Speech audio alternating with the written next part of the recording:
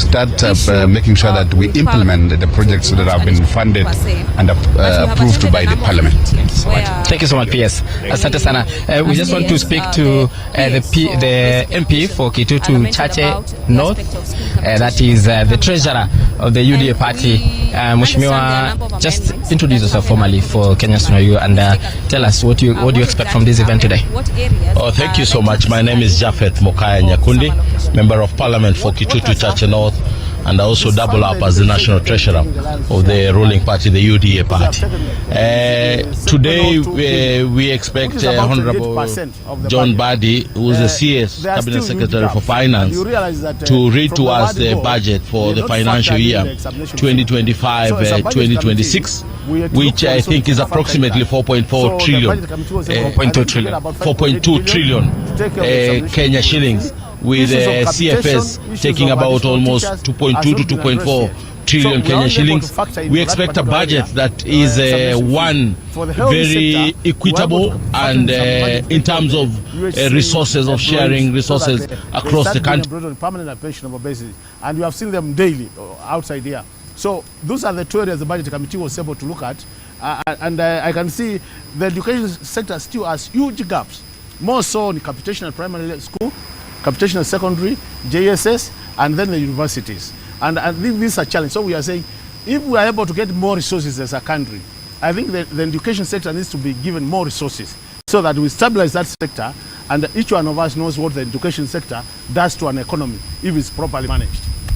Besides the education sector, Honorable Makali, what are some of the likely big winners in this budget, and the allocation of the monies that have been done to every other department that will be taking home a huge chunk of this cake? Yes. What is the rationale behind that allocation?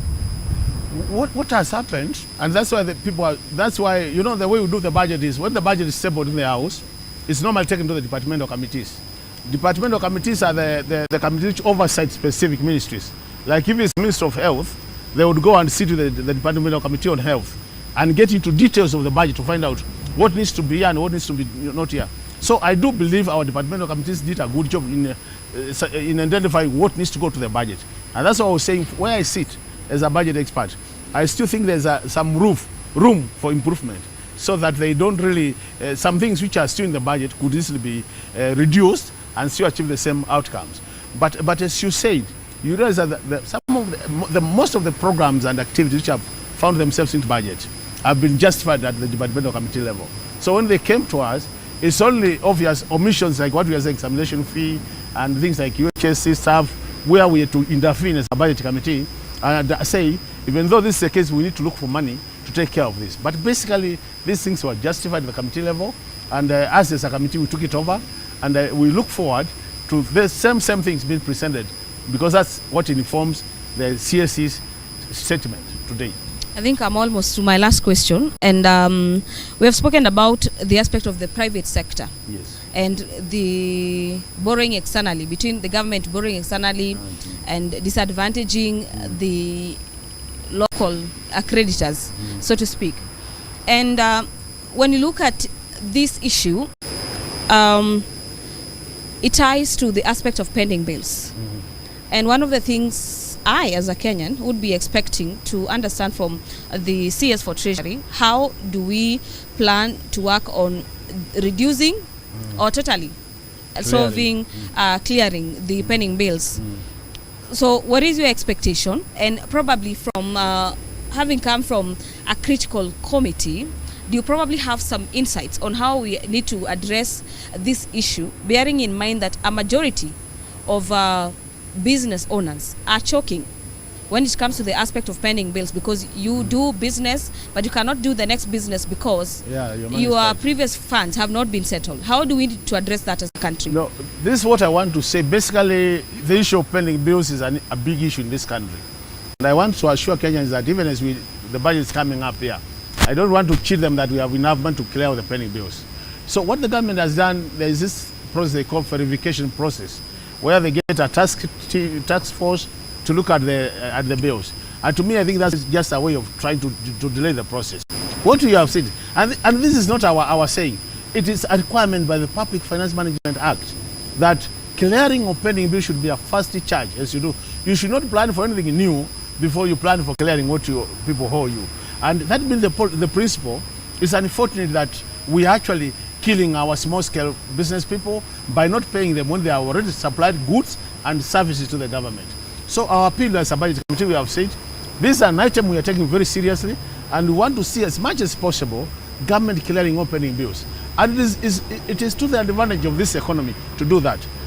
Because by clearing those bills, as you said earlier, the same institutions or enterprises will be able to produce more, and production of more means employing more people, and then it will trigger many economic activities which are good for our economic growth. Yes. I don't think there's any budget that has been read for the last few years that I've covered Parliament that I do not see some sort of revenue measures gearing towards taxes. So when the government is looking at raising monies to fund its budget, taxes will have to come, yeah? Either an increase or sealing of the loopholes. Mm-hmm. My question would be to you, Honorable Makali, do you think any introduction of new taxes, increase of new taxes is justifiable under this kind of economic climate change? Where we are today, I think the direction the CS Treasury has taken is the right direction, that there should be no additional taxes to any Kenyan. Because from economic theory, there is something called the reverse curve theory, which means there's a level you reach where if you increase the tax rates, you actually collect less. Because what normally happens is, by increasing the tax rate beyond that level, people start thinking about tax evasion. So, for example, I would be thinking, what do I do to make sure that I don't pay tax? That's one way. The other thing which happens when you go beyond that level, people will start thinking about alternatives. Being rational human beings, people will think, if I'm now consuming meat and I can't afford meat because of the money I have, what other alternative can I eat? Give me the same product when I eat meat, but still be cheaper. And that's what happens. So that if you had taxed meat higher, people will not stop eating meat and eat the alternative, and by that you collect less from the meat. So where we are now, and with the kind level of disposable income in our pockets, Kenyan pockets, I think this is not the time to increase tax rates. This is the time to think about how do we broaden the tax base so that more people come in, and how do we ensure that the little we are collecting, there are no leakages. If we do that, we'll be able to collect the same amount, even more, but not taxing Kenyans more. So I'm saying, if I were the finance minister today, I would not be thinking about taxing more. I would be thinking about how do I bring more people to the tax bracket, and how do I make sure that the little I'm collecting, there are no leakages. It has been reported many times that through KRA, we are experiencing a lot of leakages. So we need to seal those leakages so that whatever is collected gets to the government consolidated fund, and then the additional taxation comes from the additional members who are paying taxes, and we'll have more resources to spend to serve our people. The 4.2 trillion shillings that you are budgeting for, my last question to you would be its reflection on the cost of living of Kenyans, because that is what every other Kenyan really cares about. And this budget comes at a time even when the economy is seemingly recovering, Kenyans are still feeling a pinch of the economic situation. So what I would say is the whole idea of the budget is to improve the lives of Kenyans. But it will only become a reality if the budget is implemented. In the past, we have faced challenges in budget implementation because of what I was saying earlier. And I see that happening even this year. That even though we have the budget, we are not likely to implement the budget as proposed.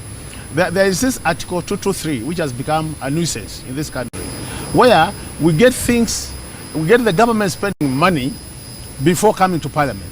And it has become a major, that's another area I wish we could improve on, so that we spend the budget as planned and approved by the House. By doing that, then we'll be able to deliver to Kenyans what we have planned.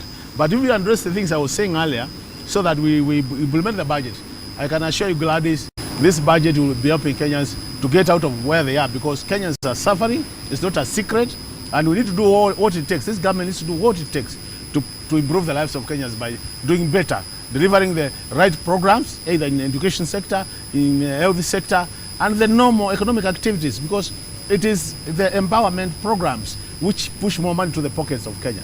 And that's where we should be focusing. And I like the idea of value addition. how I wish that we spend more resources on value addition so that Kenyans get that money and use the money to develop our country. I would have asked so much more, but I'm told by my director, Tam is not on our side. So kindly, Honorable Makali Mulu, thank you so very much for spending time with the Parliamentary Broadcasting Unit in Parliament to shed more light in regards to the budget. And we appreciate you over and over again. Thank you so much. We'll be waiting to hear from the CS, you and I, as well as other Kenyans. Kenyans, thank you very much, our dear viewers, for having also spent some of your time to get to hear from our experts here at our studio in Parliament. Earlier on, you are engaging my colleague Kamche Menza and the budget chair, that is Samuel Atandi, on matters budget. And any moment from now, we expect to hear from the CS for the National Treasury, Honorable John Mbadi, in regards to the highlights of the 2025-2026 financial year. Allow me to leave it there for now, but in a few minutes, I will be bringing you some of the highlights in regards to this day when the CS for the National Treasury is expected to deliver this budget. My name is Gladys Mungai. Bye-bye for now.